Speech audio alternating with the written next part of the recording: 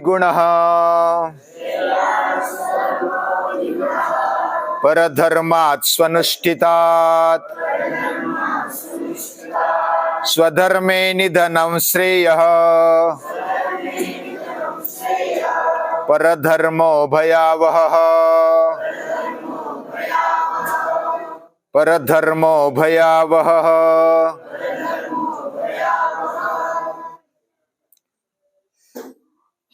एक दिन हम कुछ मित्र जंगल में एक व्यक्ति रहता था, उसके पास मिलने के लिए गए।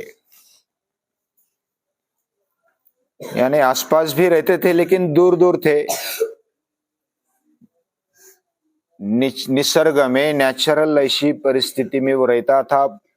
नजदीक एक छोटा सा पहाड़ था और उस जंगल में वो रहता था।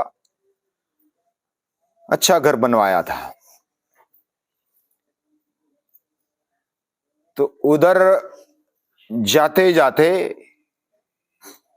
वृक्षों का, पहाड़ों का, निसर्ग का निरीक्षण किया। निसर्ग पूर्णतया विकसित था। यानी कि भारतीय नया साल शुरू होकर थोड़े दिन हुए थे और पूरे नया नया बहार आया था। नए पत्ते, नए फूल और नई सुगंध, नया वातावरण, बहुत ही अच्छा वातावरण था। जब घर के नजदीक गया, बाकी भी मित्र थे दो चार, तो उधर उन्होंने एक कुत्ता पाल कर रखा था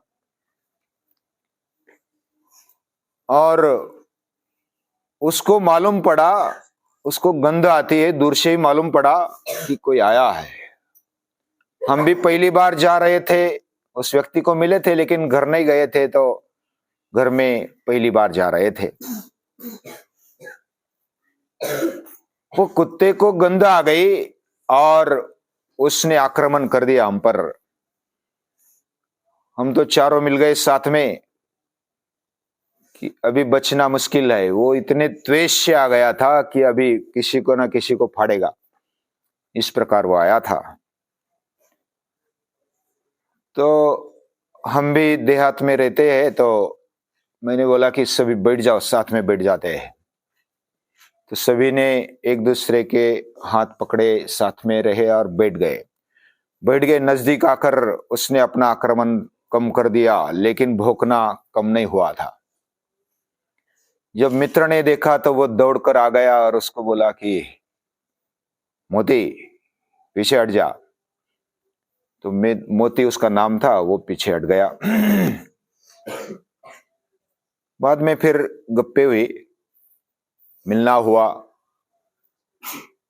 लेकिन निसर्ग में अगर हम जाते हैं, हमारा जीवन परिपूर्ण हो, ऐसा हर एक को लगता है। वृक्ष का जीवन परिपूर्ण है, वह अपना पूरा झोंक देता है। जो भी पेड़ है, पौधा है, वह अगर आम का पेड़ है तो वह जिधर से भी पानी मिले ले लेता है, जिधर से भी जमीन मिले, जड़ें डालने को मिले, पहाड़ भी क्यों ना हो, वो उसको फोड़कर अंदर चला जाते हैं उसकी जड़ें, और वो फूलता है, फलता है, बहरता है। और कुत्ते को देखा तो कुत्ते ने भी इतना आक्रमण कर दिया था कि पूछो मत, हमारे पसीने छूट गए थे। यानी निसर्ग में जो भी प्राणी है, इतना फुल फ्लेज अपना जीवन जीता है, अपना पूरा झोंक देता है। मैं मरूंगा या तो वो मरेगा, छोड़ूंगा नहीं। चींटी भी है तो बस एक बार लटक गई तो उसकी मुंडी भी टूट जाए तो पीछे नहीं हटती। वो फुल फ्लेज जीवन जीते हैं। अपना परिपूर्ण दे देते हैं। लेकिन मनुष्य को ऐसा लगता है कि हम कुछ बचा कर रखे और उसको बाद में उपयोग में करेंगे। लेकिन हमारे पास जो शक्ति है ना, वो कैसी है? समय जैसी है। समय का उपयोग कर लिया तो ठीक है, नहीं कर लिया तो वो चला जाता है। हमारे पास भी जो शक्ति मिली है मनुष्य देह में, वो हमें मिल गई। उसका उपयोग करेंगे तो ठीक है, नहीं उपयोग करेंगे तो वैसी चली जाएगी। जैसे बाढ़ का पानी आता है, पानी आया बह गया, समंदर में चला गया। पेड़ पौधों को, सृष्टि को नहीं मिला, हरी भरी सृष्टि नहीं हुई। हमारा जीवन भी, हमें जो भी मिला, शक्तियां मिली, समय मिला, हमें जो भी बुद्धि मिली, वो मिला है, उसका फुल फ्लेज उपयोग अगर हम करते हैं तो वो बढ़ती जाती है। कम से कम टिकती तो है, बहुत समय तक टिकती है, बहुत सालों तक टिकती है। और यही स्वधर्म है।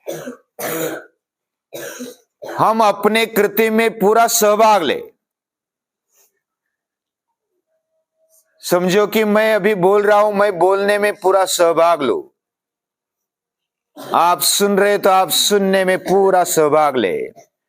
हमारे पास शरीर है, इंद्रिय है, पंच ज्ञानेन्द्रिय, पंच कर्मेंद्रिय, पूरा अंतःकरण, मन, बुद्धि, चित्त, अहंकार, और ये शरीर सप्त धातुओं से बना है, पंचकोश से बना है, पंच प्राण, उप प्राण उसमें रहते हैं।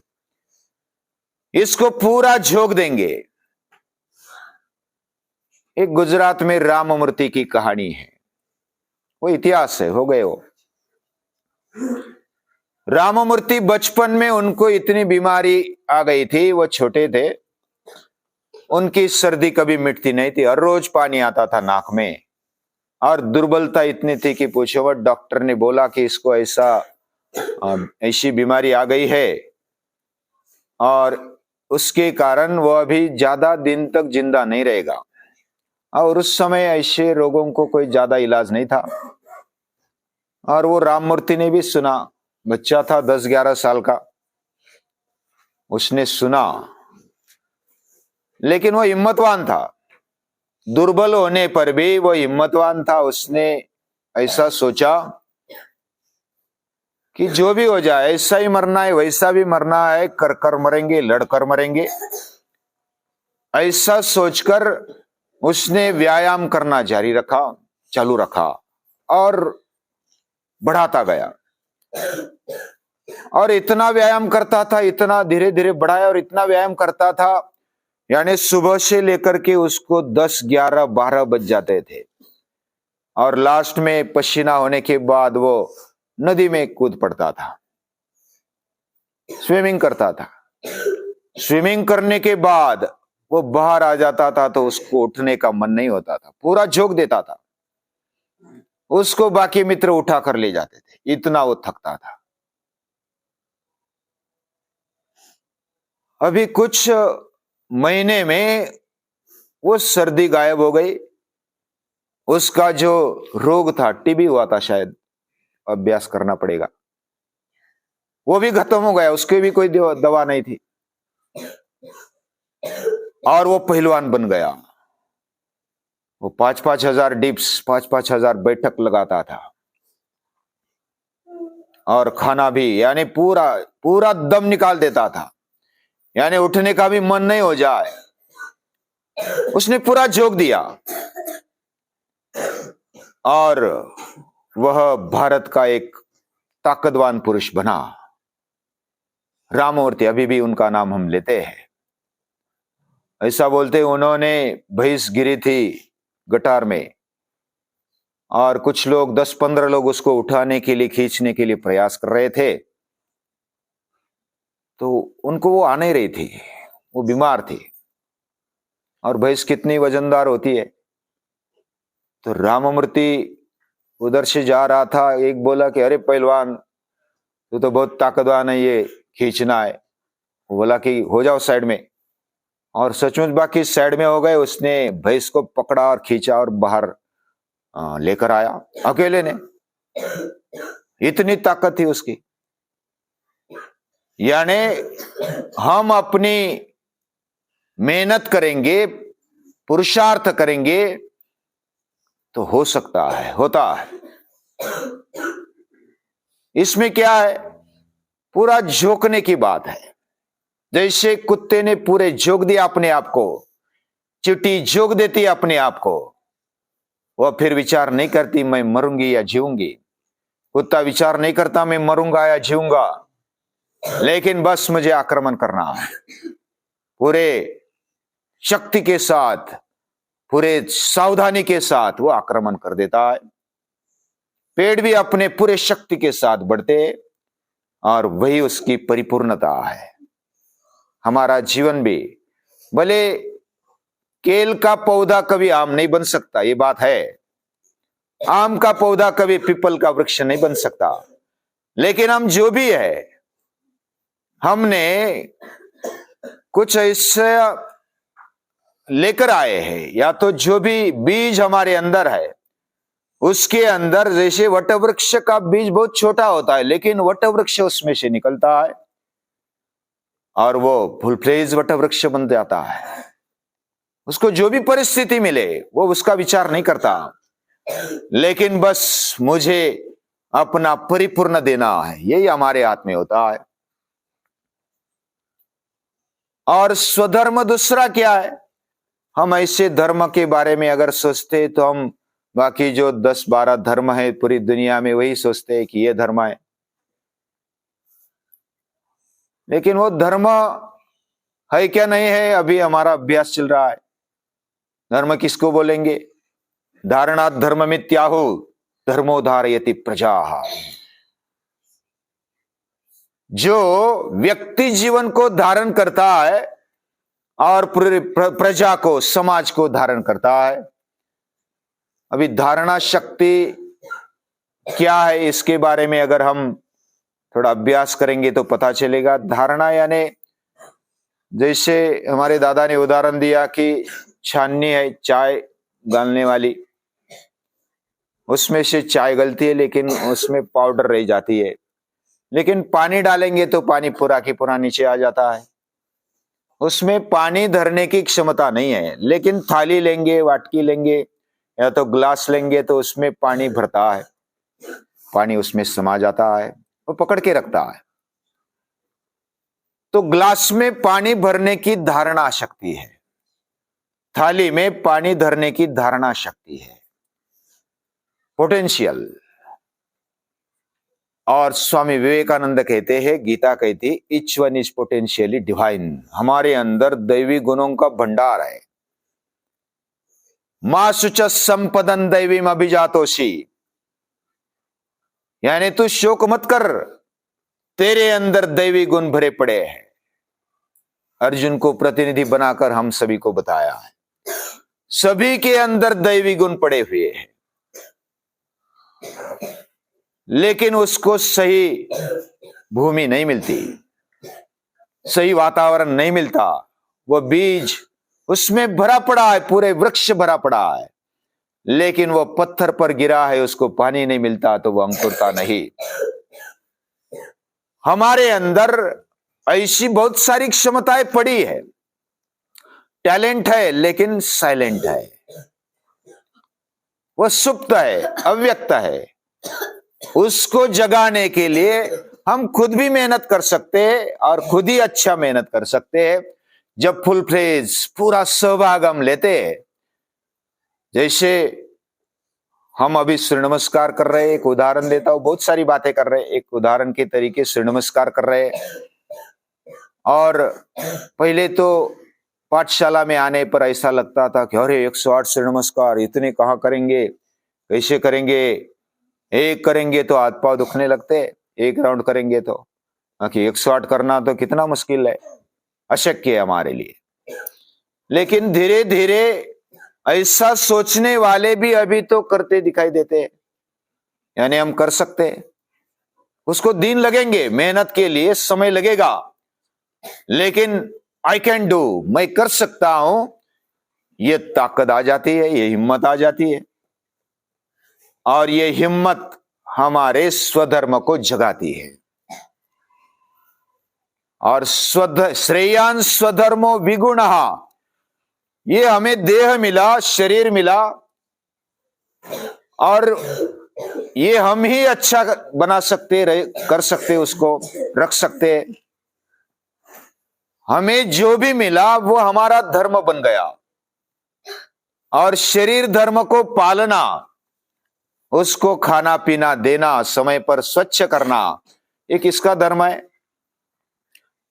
हम दूसरे का शरीर भी धो सकते हैं, लेकिन अपना शरीर धोना तो हमारा ही धर्म है। बचपन में माता पिता हमारा शरीर धोते, स्वच्छ करते, लेकिन अब हम बड़े बनते जा रहे, तो बड़े बनते बनते हमें खुद अपने पैरों पर खड़ा होना है। उद्धरेदात्मनात्मानम। वैसे माता पिता सब कुछ कर सकते हैं, हमारा परम पिता भी सब कुछ कर सकता है, फिर वो क्यों नहीं करता? हमें क्यों करवाता है? अरे हमें स्वयं पूर्ण बनाना है, उसको हमें उसके जैसा बनाना है। हम उसके जैसा बने, हर एक माता पिता को लगता है कि वो हमसे भी आगे बढ़े, और इसके लिए वो खुले मैदान में छोड़ देता है, किसी पाठशाला में रख देते हैं, किसी गुरुकुल में रख देते हैं, वह स्वतंत्रता के लिए और स्वयं निर्भरता के लिए उसको मैदान दे देते हैं। तो भगवान ने हमें ये शरीर दिया, ये मनुष्य देह दिया, और ये हमारा धर्म है कि उसको अच्छा रखे। अभी उसमें इंद्रिय है, पंच ज्ञानेन्द्रिय है, पंच कर्मेंद्रिय है, अंतःकरण है। अंतःकरण में पूरे अंतःकरण चतुष्ट है, मन बुद्धि चित्त अहंकार है। इन सभी का उपयोग करते हुए हम अपने जीवन को अपने आप खुला सकते हैं, उसको खिला सकते हैं, उसको सुंदर बना सकते हैं, और ये उसको अच्छा बनाना, ये स्वधर्म है। हमें अपने कर्तव्य का भान होना चाहिए, ये स्वधर्म है। हमें अपने जीवन को अच्छा बनाना, हम तो बस दूसरा क्या करता है वो ऐसा करेगा तो मुझे ऐसा होगा, उसने ऐसा किया इसलिए मैं ऐसा रह गया। दूसरों पर आरोप करने वाले वो कभी उठेंगे नहीं जिंदगी में। दूसरों पर दोष लगाने वाले, जिम्मेदार ठहराने वाले कभी जिंदगी में उठेंगे नहीं। उद्धरेदात्मनात्मानम। खुद अपने आप उठ जाओ, खुद को जिम्मेदार समझो, ये गीता कहती है। बोले कदाचित कभी गलती हो जाएगी, और करने वाले की गलती होती है। कोई कुछ नहीं करेगा तो उसकी क्या गलती होगी, और कोई हंसने लगते हैं हम पर, अरे एक तो गलती हो गई, इसके बोलने में गलती हो गई, करने में गलती हो गई। हंसने वाले को हंसने दो, बोलने वाले को बोलने दो। लेकिन जब हम गिरते हैं, पड़ते हैं, फिर भी उठते हैं और अपनी राह बनाते हैं, तो फिर रास्ता बन जाता है, पगडंडी से रास्ता बन जाता है। हमारे जो भी बल शक्तियां हमें मिली है, शारीरिक इंद्रिय बल मिला है, मन की मजबूती मिली है, बुद्धि की प्रगल्भता, विवेक मिला है, नहीं मिला है तो उसको प्राप्त कर सकते हैं धीरे धीरे। कैसे प्राप्त करना, ये योग दर्शन में बताया है। योगांगानुष्ठानाद अशुद्धि क्षय ज्ञान दीप्तिर् विवेक ख्याते। अष्टांग योग का अनुष्ठान करना चाहिए, और ये अष्टांग योग के अनुष्ठान से अशुद्धि का क्षय होगा। जैसे अशुद्धि का क्षय होगा, वैसे वैसे ज्ञान दीप्ति, ज्ञान का प्रकाश फैलता जाएगा, और अविवेक ख्याते, विवेक ख्याति तक हम पहुंचेंगे, विवेक आ जाएगा जीवन में। और यही तो हम चाहते हैं, क्या करना क्या नहीं करना धर्म समझने में कठिन है, ऐसा कल हमने देखा। लेकिन हमारा विवेक अगर जागृत होता है तो कठिन कोई बात नहीं है। करने पर कुछ भी बात कठिन नहीं होती है, जो नहीं करता है उसके लिए कठिन है। जो करता है तो सभी को इंद्रिय दिए, सभी को शरीर दिए। महापुरुष तो कोई आकाश से नहीं टपके, उनको भी हमारे जैसा ही देह था, देह है, हमारे जैसे इंद्रिय है। उनको भी भूख लगती है, प्यास लगती है, उनको भी नींद आती है, उनको भी, हर कोई हमारे से जो बनता है वही उन्हीं से हो जाता है। यानी कि हम जो भी कर सकते वो भी कर सकते हैं, हम जैसा है वैसा वो भी है। लेकिन वह सातत्यपूर्ण कृति करते, बने रहते, श्रद्धा वीर्य स्मृति समाधि प्रज्ञापूर्वकम, यानी वो श्रद्धा से आगे बढ़ते, खुद पर विश्वास रखते कि मुझे करना है, मैं कर सकता हूं। वीर्य हिम्मत है, पराक्रम है। स्मृति है, मैं कौन हूं इसका भान है, और वो उस शक्ति से बने रहते हैं और बुद्धिपूर्वक उठाते हैं। श्रद्धा वीर्य स्मृति समाधि प्रज्ञा, इसका आधार लेकर हम अपने जीवन को उठा सकते हैं, और ये शक्ति हम में पड़ी है। वैसे धर्म पर कितनी भी बातें की जाए तो कम है, लेकिन स्वधर्म का पालन करना यह श्रेयस्कर है। भले हम में कमी है, आज कमी है, कोई बात नहीं है, लेकिन दूसरा कितना भी पहलवान है, हमारे लिए कुछ काम का नहीं। हमें खुद उठना है ना। स्वधर्मे निधनम श्रेया, खुद का शरीर, खुद का मन, खुद की बुद्धि अपने वश में रखना, ये तो हमारा ही कर्तव्य है। हम ही उसको बलवान बना सकते, दूसरा तो आधार देगा, कोई पीठ पर हाथ फिराएगा, बस इतना होगा, बस बाकी कुछ नहीं करेगा।